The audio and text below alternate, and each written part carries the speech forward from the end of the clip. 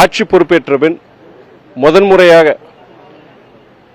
மாண்புமிகு முதலமைச்சர் அன்பு சகோதரர் திரு ஜோசப் விஜய் அவர்கள் முதன்முறையாக இன்று திருச்சி வரும்பொழுது இந்த தொகுதியின் நாடாளுமன்ற உறுப்பினராக நான் அவரை வரவேற்றேன். அது நீங்கள் பார்த்துருப்பீங்க. நீங்கள் இதில் அதுக்கு மேலே இதில் ஒன்றும் கிடையாது. நான் நாடாளுமன்ற உறுப்பினராக கண்டிப்பாக நான் அவரை வரவேற்குங்கிறது ஒரு ஒரு ஒரு ஒரு தார்மீக ஒரு கடமை. அதை நான் நிறைவேற்றினேன். நான் அதுக்கப்புறம் அதை பொறுத்த வரைக்கும் திருச்சி தொகுதி பொறுத்த வரைக்கும் திருச்சி இந்த பகுதியை சார்ந்த திட்டங்கள், மக்களின் கோரிக்கைகள், இது சம்பந்தமாக கண்டிப்பாக நம்முடைய மாண்புமிகு முதலமைச்சர் அன்பு சகோதரர் திரு ஜோசப் விஜய் அவர்களை விரைவில் நான் சந்திப்பேன். நான் பயிர்க்கடன் தள்ளுபடி 5 ஏக்கருக்கு முழுசா தள்ளுபடி பண்ணுவோம் அப்படிங்கறது விஜய் சொல்லியிருந்தாங்க. ஆனா இப்போ பாரபட்சமா சிறு குறு விவசாயிகளுக்கு 50,000 வாங்கினவங்க முழு தள்ளுபடியும், மற்றபடி பாரபட்சமா 10,000 20,000 தள்ளுபடி பண்ணிருக்காங்க. இது மிகப்பெரிய விமர்சனத்துக்கு உள்ளாயிருக்கு. இது நான் ஏற்கனவே சொல்லியிருக்கிறேன். நான் தேர்தல் வாக்குறுதியை பொறுத்த வரைக்கும் எந்த இயக்கமாக இருந்தாலும் சரி, கொடுத்த வாக்குறுதிகளை நிறைவேற்ற வேண்டும். அதே வேளையில் இன்றைய பொருளாதார சூழ்நிலை, நிதிச்சுமை, இதை கருத்தில் கொண்டு இன்றைய தமிழக அரசு அவர்கள் அவங்க சிறு விவசாயிகளுக்கு பொறுத்த வரைக்கும் முழுமையான தள்ளுபடி, அதாவது 50,000 ரூபாய் முழுமையான தள்ளுபடின்னு சொல்லியிருக்கிறாங்க. அது என்னன்னா, அது முழுமையாக அவங்க விவசாய கடன் தள்ளுபடினா எல்லாருக்கும் வந்திருக்கணுமே. அது என்ன சிறு குறு நடுத்தர விவசாயிகள் எல்லாம் பிரிச்சு பார்க்கறாங்க. அது இல்லாம இந்த 50,000ங்கிறது ரொம்ப குறைவான ஒரு தொகைங்கன்னு சொல்லிட்டு அவங்க எல்லாருமே பல பேர் எதிர்ப்பு தெரிவிச்சிருக்கிறாங்க. நான் அதை சொல்றேன், காலப்போக்கில் என்ன வாக்குறுதி நீங்க கொடுத்திருக்கீங்க, அதுக்கு முக்கியமா விவசாயிகளுடைய கோரிக்கைகள், விவசாயிகள் சம்பந்தமான இந்த கடன் தள்ளுபடி கண்டிப்பாக நம்முடைய இன்றைய அரசு அதை கருத்தில் கொண்டு அதை முழுமையாக அந்த கடனை பொறுத்த வரைக்கும் முழுமையாக அவங்க தேர்தல் அறிக்கையில் என்ன சொல்லியிருந்தாங்களோ அது தள்ளுபடி செய்ய வேண்டும்ங்கிறது என்னுடைய கருத்து.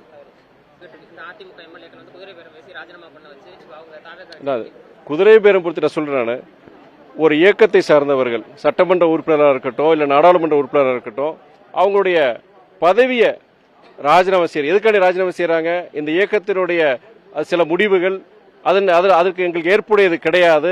அதனால நாங்க இந்த பதவியை ராஜினாமா பண்ணிட்டு நாங்க இந்த கட்சியை விட்டு நாங்க வெளியே போறோம்னு சொல்லிட்டு அதுக்கப்புறம் வேற ஒரு இயக்கத்துக்கு போறாங்க. அந்த இயக்கத்துக்கு போய் அவங்க நாளைக்கு வாய்ப்பு கொடுத்தானா அவங்க இந்த இயக்கத்தில் நிக்க போறாங்க. அவங்க சட்டமன்ற உறுப்பினராக வேட்பாளர் நிக்க போறாங்க.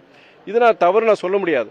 நீங்க ஒரு சட்டமன்ற உறுப்பினராக, நாடாளுமன்ற உறுப்பினராக எந்த இயக்கத்தின் சார்பில் நீங்க தேர்ந்தெடுக்கப்பட்டீர்களோ அந்த இயக்கத்தின் முடிவுக்கு மாற்றாக வேறுபட்டு நீங்க சட்டமன்றத்திலோ நாடாளுமன்றத்திலோ நீங்க வாக்களிக்கிறதோ இல்லாட்டி உங்க கருத்துக்களை தெரிவிக்கிறதோ அது உங்களுக்கு அது ஒரு தவறு நான் சொல்லுவேன். நான் அது நீங்க ஏதாவது என்ன காரணத்துக்காண்டி அப்படி சொல்றீங்கிறது நம்ம அதனால அடிப்படையில் நம்ம சொல்ல முடியும். ஆனால் அவங்க ராஜினாமா பண்ணிடுறாங்க, பதவியை ராஜினாமா பண்ணிடுறாங்க. இந்த கட்சியுடைய இதன்படி நான் ஜெயிச்சிருக்கிறேன். நான் இன்னைக்கு ராஜினாமா பண்ணிட்டு நான் வேற இயக்கத்துக்கு போறேன். அந்த இயக்கத்துல போய் நான் போட்டி போட போறேன். அது எப்படி நம்ம தவறுன்னு சொல்ல முடியும்? கடந்த காலங்களில் 2006 இருக்கட்டும், அப்போ 2006 2009 பொறுத்த வரைக்கும் எங்கள் இயக்கத்தை சார்ந்தவரும் சரி, அண்ணா திராவிட முன்னேற்ற இயக்கத்தை சார்ந்தவரும் சரி, எங்க சின்னத்துல நாங்க போட்டி போட்டோம். பம்பரம் சின்னத்துல வெற்றி பெற்றவர் அன்னைக்கு ராஜினாமா பண்ணிட்டு இன்னொரு இயக்கத்துல போய் சேர்றாரு. இன்னொரு இயக்கத்துல சேர்ந்து அவர் அன்னைக்கு போட்டி போட்டு இன்னும் அந்த இயக்கத்தில் அவர் தேர்ந்தெடுத்து சட்டமன்றத்துக்கு போறாரு. அதிமுக அதே மாதிரி தான். இது கடந்த காலங்களில் இது தமிழ்நாட்டு அரசியல் நடந்திருக்குது. இப்போ என்னன்னா அது ஒரு பெரிய ஒரு குற்றச்சாட்டை வச்சிருக்கிறாங்க. அவங்க ராஜினாமா பண்ணாம இன்னொரு இயக்கத்துக்கு போனாங்கன்னா அது சட்டப்படி குற்றம், கட்சி தாவல். அந்த சட்டம் அது அதன்படி நடவடிக்கை எடுக்கலாம். ராஜினாமா பண்ணிட்டு போறேன்னா இந்த கட்சியில வாழ்க்கை வரைக்கும் இருக்கணும் என்ன நியதி இருக்கு? அந்த கட்சி தலைமை தப்பு செய்யும் போது எனக்கு பிடிக்கல, தலைமை நம்பிக்கை போயிடுச்சு எனக்கு அப்படின்னு ராஜினாமா பண்ணிட்டு போறாங்க, கட்சி விட்டு போறாங்க. அது எப்படி தப்புன்னு சொல்ல முடியும்? சார், அதாவது ஒவ்வொரு கட்சியும் அவங்க சின்னத்தில் நின்று ஜெயிச்சு இப்போ ஒரு கூட்டணி ஆட்சிங்கிற அமைச்சில் விசிகாவாக இருக்கட்டும், ஐயுஎம்எல் அவங்களாம் கூட்டணி ஆட்சியில் அமைச்சு அவங்க சின்னத்தில் நின்று ஜெயிச்சாங்க. உங்களுக்கு பம்பர சின்னத்தில் நின்று ஜெயிக்கலைங்கிற ஆதங்கம் இருக்கா சார்? நான் அதிலே முதலே சொல்லியிருக்கேன், எந்த ஒரு இயக்கத்திற்கும் பொறுத்த வரைக்கும் தங்களுடைய சின்னம், அதுதான் அவங்க அந்த கட்சியோட அடையாளம் பொறுத்த வரைக்கும் ஒரு கொடி. ஒவ்வொரு கட்சிக்கும் ஒரு கொடி இருக்கும், ஒரு கட்சிக்கு ஒரு சின்னம் இருக்கும். அதுதான் அந்த கட்சியோட அடையாளம். அந்த அடையாளத்தை புறந்தள்ளிட்டு அதை மறந்து விட்டு இன்னொரு கட்சியோட சின்னத்தில் நிற்கிறது எந்த ஒரு கட்சி தோழருக்கும் தொண்டருக்கும் ஏற்புடையதுக்கல்ல. யாரும் அதை விரும்ப போறது கிடையாது. அது என்னன்னா என்னை பொறுத்த வரைக்கும், தனி துரை வைகோவை பொறுத்த வரைக்கும் நான் அந்த முடிவு எடுத்தேன். நான் நின்னா என் சின்னத்துல நிற்பேன். நான் இல்லை வேண்டாம்னு நினைச்சேன். நான் அதே இது பொறுத்த வரைக்கும் ஒரு கட்சி தலைமை ஒரு முடிவு எடுக்கிறாங்க. முடிவு எடுத்து சரி அவங்க ஏதோ ஒரு காரணத்துக்கு நிர்பந்தம் காரணமாக கூட இருக்கலாம், அவங்க இன்னொரு கட்சி சின்னத்தில் நிற்கிறாங்க.